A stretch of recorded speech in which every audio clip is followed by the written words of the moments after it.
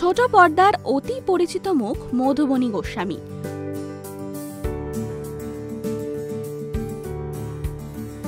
লকডাউনের মাঝে সকলের সঙ্গে ভাগ করে নিয়েছিলেন তিনি সুখবরটা। জানিয়েছিলেন মা হতে চলেছেন অভিনেত্রী। 7 মাস ও 9 মাসে শাশুড়ি মা নিজে আদর করে তার স্বাদ দিয়েছিলেন। এরপর ছেলে কেশবের জন্ম। মধুবনীর কথায় তার ঘরে গোপাল এসেছে। ছেলে কেশব ও স্বামী রাজাকে নিয়ে বেশ সুখের সংসার মধুবনীর। তবে এরই মাঝে আবারও নস্টালজিক অভিনেত্রী। কেশবের জন্মের আগে 7 ভক্ষণের মুহূর্ত সোশ্যাল মিডিয়ায় এবার শেয়ার করলেন তিনি। জানেন কি কি রান্না হয়েছিল মধুবনীর স্বাদে?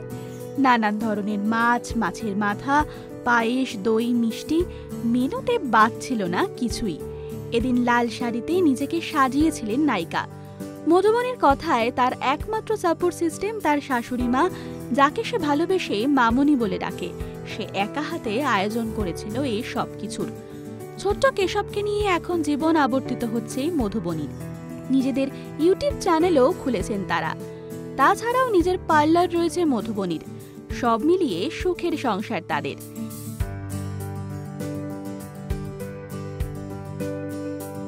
এরকম আরো অনেক ভিডিও দেখার জন্য নজর রাখুন আমাদের চ্যানেলে এবং পাশে থাকা বেল আইকনটি ক্লিক করতে একদম ভুলবেন না।